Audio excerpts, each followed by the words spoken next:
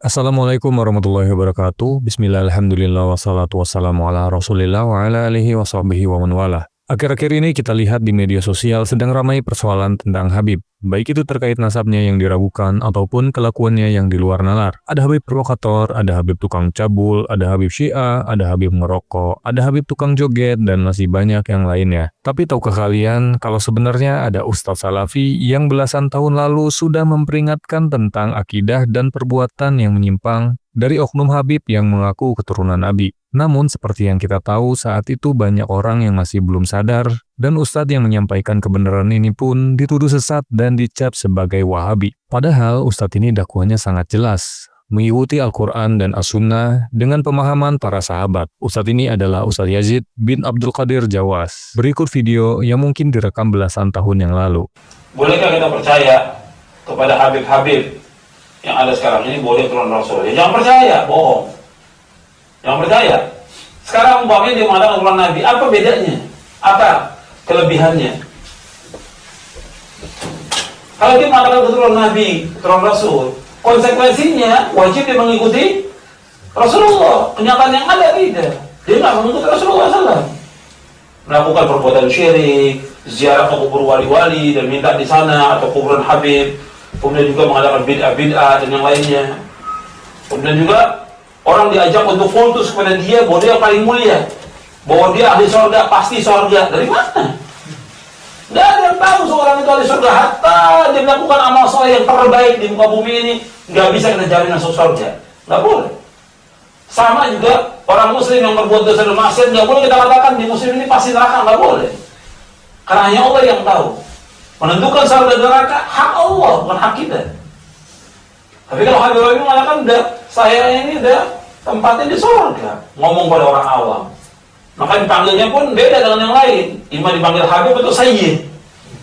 Sayyid. Kalau ketemu pun harus cium namanya, diginiin namanya dia. Harus cium.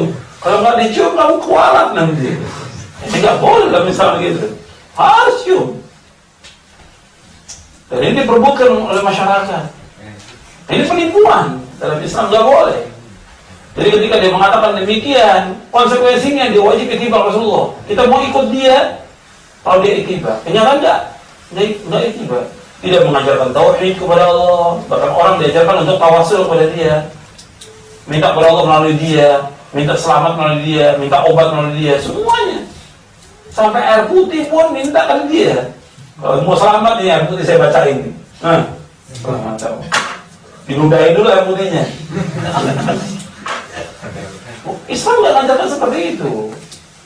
Islam mengajarkan yang benar sesuai dengan Quran dan Sunnah. Ya, saya bergaul dengan orang-orang itu juga. Saya katakan, kenapa kamu tidak mengajak orang kepada kebenaran? Kamu jawab itu nanti hari kiamat.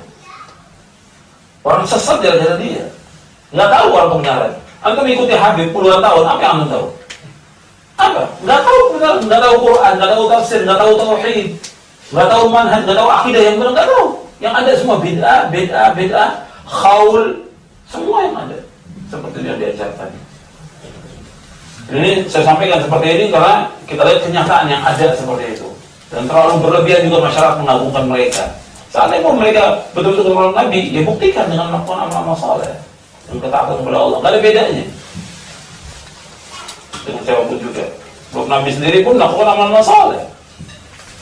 Bahkan Nabi mengatakan kepada Fatimah anaknya Nabi, ya Fatimah binti Muhammadin salini min mali ma syi'ti la ughni anki min Allah syai'a. Wahai Fatimah binti Muhammad, minta kamu dariku harta. Karena anaknya Nabi perempuan, kamu minta dariku harta. Aku tidak bisa menyelamatkan kamu dari azab Allah pada hari kiamat. Anaknya bisa selamat. Nabi katakan demikian dalam hadis yang sahih dari Imam Bukhari. Ini yang harus diperhatikan juga seperti itu. Pengakuan bisa aja orang mengaku. Ya siapapun bisa. Keturunan Arab, keturunan Nabi, saya juga bisa bikin silsilah keturunan Nabi. Ya. Seorang Arab, keturunan Arab, bisa aja bikin silsilah keturunan Nabi. Tapi bohongnya umat, tak boleh. Tapi bukan itu, sekarang bagaimana dia melaksanakan ketaatan. Setelah kita simak bersama-sama, ternyata benar apa yang beliau sampaikan belasan tahun yang lalu.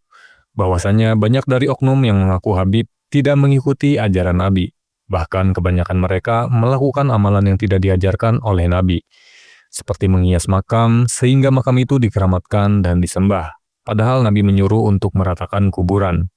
Menceritakan dongeng seperti bisa Isra Mi'raj 70 kali dalam sehari, memprovokasi umat, dan masih banyak yang lainnya. Kalau sudah begini, apakah kita harus percaya kepada mereka? Ya tentu saja tidak, karena mereka sendiri tidak mengikuti ajaran Nabi Muhammad SAW.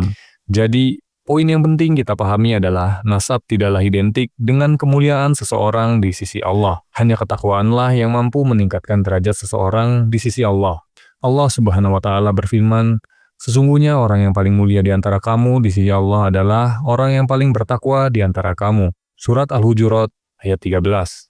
Lalu Rasulullah SAW bersabda, "Barang siapa yang lambat amalnya, maka tinggi garis keturunan tidak bisa mempercepat amalnya." Hadis riwayat Muslim nomor 2699. Baik kaum muslimin, segitu aja videonya, semoga bermanfaat. Subhanakallahumma wa bihamdika, asyhadu an la ilaha illa anta, astaghfiruka wa atubu ilaik. Wassalamualaikum warahmatullahi wabarakatuh.